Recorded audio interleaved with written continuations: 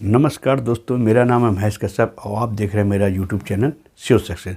आज के मेरे वीडियो का टॉपिक है बिना कोचिंग पढ़े कैसे सरकारी नौकरी पाएँ। ये वीडियो स्पेशली उन कैंडिडेट्स के लिए है जो गरीब हैं या जो महंगी कोचिंगों की फ़ीस का बोझ उठा पाने में सक्षम नहीं है। इसमें मैं बताऊँगा कैसे बहुत ही कम खर्च में वे सरकारी जॉब, गवर्नमेंट जॉब का सिलेक्शन पा सकते हैं। लेकिन ये मेरा तरीका जो है ये केवल मल्टीपल टाइप क्वेश्चंस के लिए है, जो जिसमें बहुविकल्पी प्रश्न पूछे जाते हैं उसके लिए है। इसके लिए मैं आपको तरीका बताने वाला हूँ। दोस्तों, सरकारीरिजल्ट.com पर जैसे ही किसी गवर्नमेंट जॉब के लिए बल्क में वैकेंसी आती है तो कैंडिडेट्स फॉर्म भरते ही ऑनलाइन फॉर्म को सबमिट करने के तुरंत बाद कोचिंगों और बैच ज्वाइन करने के लिए दौड़ भाग करना शुरू कर देते हैं। वो ढूंढते हैं कौन सी कोचिंग उनका सिलेक्शन आराम से करवा देगी। तो यहाँ मैं बताना चाहता हूँ, कोचिंग आपका सिलेक्शन नहीं करती, सिलेक्शन आपका अपनी मेहनत से होता है। तो इसके लिए आपको थोड़ा सा धैर्य रखना है कि जैसे ही वैकेंसी आती है उसके हफ्ते 10 दिन के अंदर ही, बहुत जल्दी ही अच्छे पब्लिकेशंस की मार्केट में बुक्स आ जाती है। जैसे कि Arihant publication, youth writers publication, प्रस्तुता साहित्य सीरीज, इनकी तमाम बुक्स आ जाती हैं, प्रैक्टिस सेट्स आ जाते हैं। आपको उन्हीं को ख़रीदना है और उन्हीं से तैयारी करनी है। दोस्तों, ऑब्जेक्टिव टाइप्स एग्ज़ाम्स का सिलेबस कुछ इस तरह होता है। उसमें जीएस आती है, यानी कि जनरल स्टडीज़, हिंदी में इसको सामान्य अध्ययन बोलते हैं, गणित, रीजनिंग और एक भाषा पेपर होता है। भाषा में या तो हिंदी होगी या अंग्रेजी होगी। तो बहुत ज़्यादा नहीं, 40 सिलेबस हैं।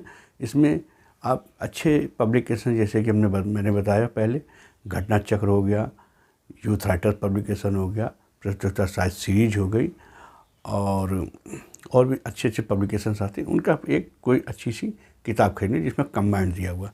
जीएस जनरल स्टडीज में आपको कुछ करना नहीं है, उसको सीधे रटते चले जाना, उसको पढ़ते चले जाना।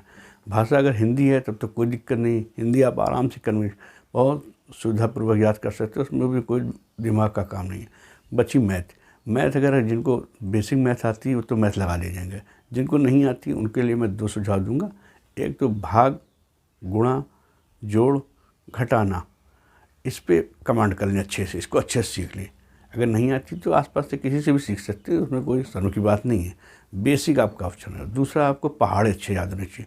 20 से 25 तक पहाड़े याद कर लें, कुछ वर्ग और कुछ घन और घनमूल और वर्गमूल भी याद कर लें। बस इससे आपकी तैयारी अच्छी हो जाएगी। अब बचती है इंग्लिश और रीजनिंग।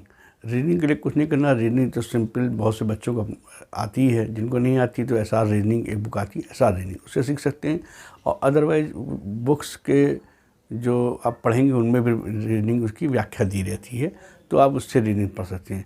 बचता है इंग्लिश में आपको idiom, phrases, one word substitutions, antonym, synonym, ये सब तो याद करने पड़ेंगे। ग्रामर वगैरह आप जब उसके क्वेश्चंस पढ़ेंगे तो ग्रामर भी उसमें दी होती है, पीछे व्याख्या दी होती है, उससे सॉल्व कर सकते हैं।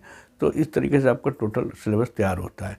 आप एक काम और कर सकते हैं, अगर परीक्षा में 2-3 महीने का टाइम है तो कम से कम 2 महीने आप जम करके पूरा सिलेबस पढ़िए, जिसमें जीएस को 2 घंटे डेली दीजिए।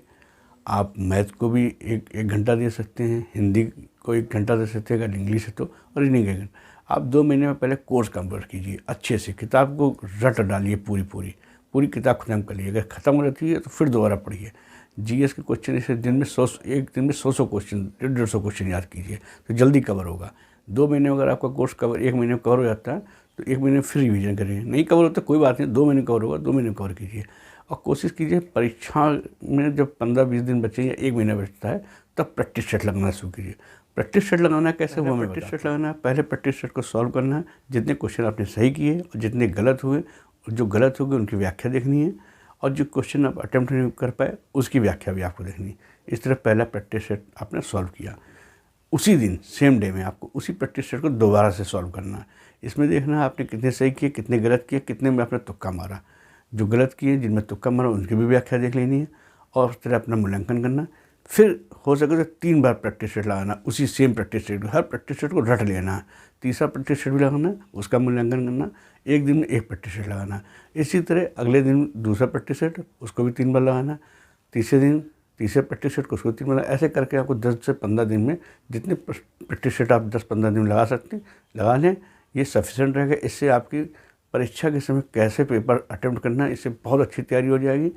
इतना ही करना है और कुछ नहीं करना है। उम्मीद करता हूँ आपको मेरा ये वीडियो पसंद आया होगा। अगर आपको पसंद आया हो तो इसको ज़रूर अप्लाई कीजिएगा, और अप्लाई करने के बाद आपके अंदर क्या इम्प्रूवमेंट हुआ, आपकी कितनी तैयारी हुई, आप इसका कमेंट जरूर कीजिएगा। अभी भी कमेंट कीजिएगा आपको पसंद आया हो, और अपने दोस्तों को भी शेयर कीजिएगा। और किस टॉपिक पे आप चाहते हैं उस टॉपिक पे भी वीडियो बनाऊंगा।